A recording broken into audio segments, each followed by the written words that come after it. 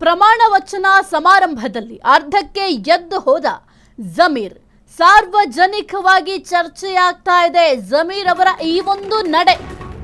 ಪ್ರಮಾಣ ವಚನ ಸಮಾರಂಭದಲ್ಲಿ ಅರ್ಧಕ್ಕೆ ಎದ್ದು ಹೋದ ಜಮೀರ್.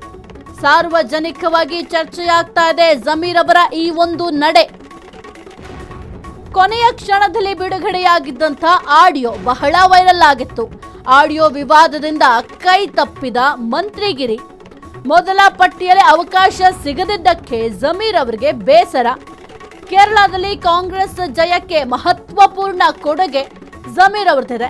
ಪ್ರಮಾಣ ವಚನಕ್ಕೂ ಮುನ್ನ ಜಮೀರ್ ಡಿಕೆ ಸುರೇಶ್ ಭೇಟಿ. ಪ್ರಮಾಣ ವಚನಕ್ಕೂ ಮುನ್ನ ಜಮೀರ್ ಅವರು ಮತ್ತೆ ಡಿಕೆ ಸುರೇಶ್ ಅವರು ಭೇಟಿಯಾಗಿ ಮಾತುಕತೆ ಮಾಡಿದ್ರು. ಜಮೀರ್ ಅವರನ್ನ ಸಮಾಧಾನ ಪಡಿಸಲು ಕೂಡ ಡಿಕೆ ಸುರೇಶ್ ಯತ್ನ ಮಾಡಿದ್ರು.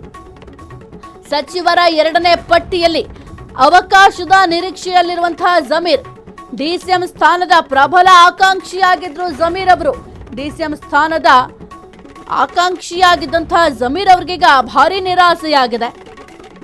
ಮಾಜಿ ಸಿಎಂ ಸಿದ್ದರಾಮಯ್ಯ ಆಪ್ತರಾಗಿರುವಂತಹ ಜಮೀರ್ ಎರಡನೇ ಪಟ್ಟಿಯಲ್ಲಿ ಅವಕಾಶ ಸಿಗುವುದೇ ಎಂಬುದೇ ಕುತೂಹಲ. ಸದ್ಯಕ್ಕೆ ಮೌನಕ್ಕೆ ಶರಣಾಗಿರುವಂತಹ ಮಾಜಿ ಸಚಿವ ಜಮೀರ್ ಅಹ್ಮದ್ ಪ್ರಮಾಣ ವಚನ ಸಮಾರಂಭದಲ್ಲಿ ಜಮೀರ್ ಅವರು ಅರ್ಧಕ್ಕೆ ಎದ್ದು ಹೋದ್ರು. ಹಾಗಾಗಿ ಈ ಒಂದು ವಿಚಾರ ಈಗ ಸಾರ್ವಜನಿಕ ವಲಯದಲ್ಲೂ ಕೂಡ ಭಾರಿ ಚರ್ಚೆಗೆ ಗ್ರಾಸ ಆಗಿದೆ. ಇನ್ನು ಕೊನೆಯ ಕ್ಷಣದಲ್ಲಿ ಜಮೀರ್ ಅವರ ಆಡಿಯೋ ವೈರಲ್ ಆಗಿತ್ತು. ಅಂದರೆ ದಾವಣಗೆರೆ ದಕ್ಷಿಣ ಕ್ಷೇತ್ರಕ್ಕೆ ಸಂಬಂಧಪಟ್ಟಂತೆ ಪಕ್ಷ ವಿರೋಧಿ ಚಟುವಟಿಕೆಗಳನ್ನು ಮಾಡಿದ್ದಾರೆ ಜಮೀರ್ ಅವರು. ಇನ್ನು ಪಕ್ಷಕ್ಕೆ ಬೆಂಬಲವನ್ನು ವ್ಯಕ್ತಪಡಿಸದೆ ಬೇರೆಯವರಿಗೆ ತಮ್ಮ ಬೆಂಬಲವನ್ನ ಸೂಚಿಸಿದ್ರು ಅಂತ ಭಾರಿ ಆಕ್ರೋಶಕ್ಕೂ ಕೂಡ ಕಾರಣ ಆಗಿತ್ತು. ಆ ಒಂದು ಆಡಿಯೋ ಈಗ ಜಮೀರ್ ಅವರಿಗೆ ಸಂಕಷ್ಟ ತಂದೊಡ್ಡಿದೆ.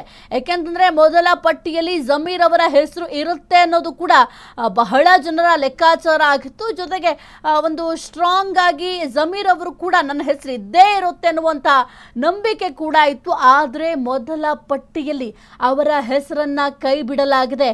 ಹಾಗಾಗಿ ಭಾರಿ ಬೇಸರ ಕೂಡ ಇದ್ದೇ ಇರುತ್ತೆ. ಯಾಕೆಂತಂದ್ರೆ ಹೆಸರು ಇದ್ದೇ ಇರುತ್ತೆ ಅನ್ನುವಂತಹ ಆಕಾಂಕ್ಷಿ ಆಗಿದ್ರು. ಅದರ ಜೊತೆಗೆ ಜಮೀರ್ ಅವರು ಡಿಸಿಎಂ ಹುದ್ದೆಯ ಆಕಾಂಕ್ಷಿ ಕೂಡ ಆಗಿದ್ರು, ಪ್ರಬಲ ಸ್ಪರ್ಧಿ ಕೂಡ ಆಗಿದ್ರು. ಅಂಥದ್ರಲ್ಲಿ ಒಂದು ಡಿಸಿಎಂ ಪಟ್ಟ ಕೂಡ ಸಿಗಲಿಲ್ಲ. ಜೊತೆಗೆ ಸಚಿವ ಸ್ಥಾನದಲ್ಲಿ ಆ ಒಂದು ಲಿಸ್ಟ್ನಲ್ಲಿ ಮೊದಲ ಪಟ್ಟಿಯಲ್ಲಿ ಜಮೀರ್ ಅವರ ಹೆಸರೇ ಇಲ್ಲದಿರೋದು ಅವರಿಗೆ ಭಾರಿ ಬೇಸರ ಕೂಡ ಆಗಿರುತ್ತೆ.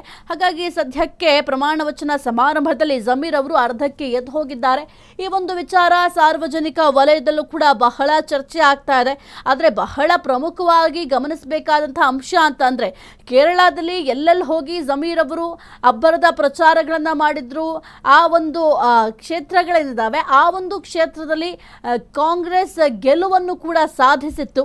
ಮಹತ್ವವಾದ ಕೊಡುಗೆ ಕೂಡ ಇದೆ ಈ ಒಂದು ಕೇರಳ ಚುನಾವಣೆಗೆ ಸಂಬಂಧಪಟ್ಟಂತೆ. ಆದರೆ ಇಲ್ಲಿ ಬೈ ಎಲೆಕ್ಷನ್ ನಲ್ಲಿ ಜಮೀರ್ ಅವರು ಪಕ್ಷ ವಿರೋಧಿ ಚಟುವಟಿಕೆಗಳನ್ನ ಮಾಡಿದ್ದಾರೆ ಎಂಬ ಆಡಿಯೋ ಬಹಳ ವೈರಲ್ ಆಗಿತ್ತು.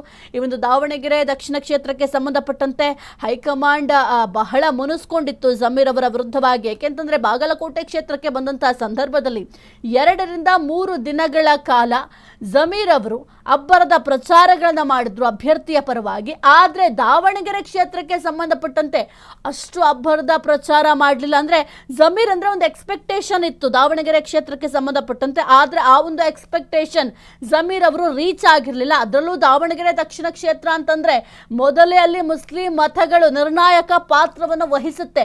ಅಂಥ ಕ್ಷೇತ್ರದಲ್ಲೇ ಮುಸ್ಲಿಂ ನಾಯಕ ಎನಿಸ್ಕೊಂಡಿರುವಂತಹ ಜಮೀರ್ ಅವರು ಮತಯಾಚನೆಯನ್ನ ಮಾಡಲಿಲ್ಲ ಅನ್ನೋದು ಕೂಡ ಹೈಕಮಾಂಡ್ ಮುನಿಸಿಗೆ ಕಾರಣ ಆಗಿತ್ತು.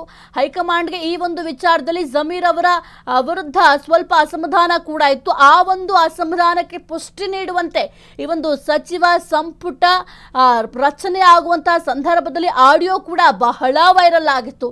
ಈ ಒಂದು ಆಡಿಯೋ ವಿಚಾರಕ್ಕೆ ಸಂಬಂಧಪಟ್ಟಂತ ಹೈಕಮಾಂಡ್ ಮಟ್ಟದಲ್ಲೂ ಕೂಡ ಬಹಳ ಚರ್ಚೆ ಆಗಿತ್ತು. ಹಾಗಾಗಿ ಸದ್ಯಕ್ಕೆ ಮೊದಲ ಪಟ್ಟಿಯಲ್ಲಿ ಜಮೀರ್ ಅವರಿಗೆ ನಿರಾಸೆಯಾಗಿದೆ.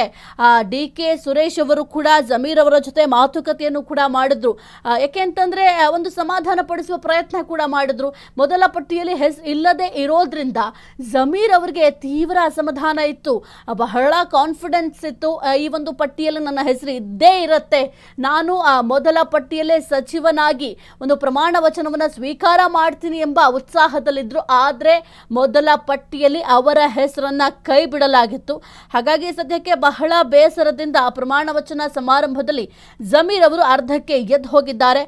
ಇನ್ನು ಜಮೀರನ್ನ ಸಮಾಧಾನ ಪಡಿಸಲು ಕೂಡ DK ಸುರೇಶ್ ಅವರು ನಾನಾ ರೀತಿಯ ಪ್ರಯತ್ನವನ್ನ ಮಾಡಿದ್ರು. ಅಂದ್ರೆ ಈ ಒಂದು ಪ್ರಮಾಣ ವಚನಕ್ಕೂ ಮುನ್ನವೇ ಜಮೀರ್ ಅವರನ್ನ ಭೇಟಿಯಾಗಿದ್ರು DK ಸುರೇಶ್ ಅವರು. ಕೆಲವೊಂದಿಷ್ಟು ಮಾತುಕತೆ ಕೂಡ ಮಾಡಿದ್ರು. ಸದ್ಯಕ್ಕೆ ಸಚಿವರ 2ನೇ ಪಟ್ಟಿಯಲ್ಲಾದ್ರೂ ಜಮೀರ್ ಅವರಿಗೆ ಅವಕಾಶ ಇದೆಯಾ ಎಂಬ ಪ್ರಶ್ನೆ ಕೂಡ ಇದೆ. ಅದರ ಜೊತೆಗೆ ಜಮೀರ್ ಅವರು 2ನೇ ಪಟ್ಟಿಯಲ್ಲಾದ್ರೂ ನನ್ನ ಹೆಸರು ಇರಬಹುದು ಎಂಬ ನಿರೀಕ್ಷೆಯಲ್ಲಿ ಕೂಡ ಇದ್ದಾರೆ. ಅದರ ಜೊತೆಗೆ ಜಮೀರ್ ಅವರು ಸಿದ್ದರಾಮಯ್ಯ ಅವರ ಪರಮಾಪ್ತರಾಗಿದ್ರು. ಸಿದ್ದರಾಮಯ್ಯ ಅವರ ಒಂದು ಬಣದಲ್ಲಿ ಗುರುತಿಸಿಕೊಂಡಿದ್ದಂತಹ ನಾಯಕ. ಮುಸ್ಲಿಂ ಮತಗಳನ್ನ ಸೆಳೆಯುವಂಥ ಒಂದು ತಂತ್ರಗಾರಿಕೆ ಜಮೀರ್ ಅವ್ರಿಗೆ ಗೊತ್ತಿದೆ. DKಶಿ ಮೊದಲ ಸಂಪುಟದಲ್ಲೇ ಜಮೀರ್ಗೆ ಬಿಗ್ ಶಾಕ್. ಮೊದಲ ಪಟ್ಟಿಯಲ್ಲಿ ಜಮೀರ್ ಅಹ್ಮದ್ಗೆ ನಿರಾಸೆ ಯಾಕೆ? ದಾವಣಗೆರೆ ಆಡಿಯೋ ಲೀಕ್, ಜಮೀರ್ ಸ್ಥಾನಕ್ಕೆ ಕತ್ತರಿ. ಮಂತ್ರಿಗಿರಿ ಸಿಗದಿದ್ದಕ್ಕೆ ಸಿಎಂ DKಶಿ ವಿರುದ್ಧ ಜಮೀರ್ ಗರಂ. ನನ್ನ ತ್ಯಾಗ ಸಾಧನೆಗೆ ಬೆಲೆಯೇ ಇಲ್ಲವಾ ಅಂತ ಜಮೀರ್ ಪ್ರಶ್ನೆಯನ್ನ ಮಾಡಿದ್ದಾರೆ. DKಶಿ ಮೊದಲ ಸಂಪುಟದಲ್ಲೇ ಜಮೀರ್ಗೆ ಬಿಗ್ ಶಾಕ್.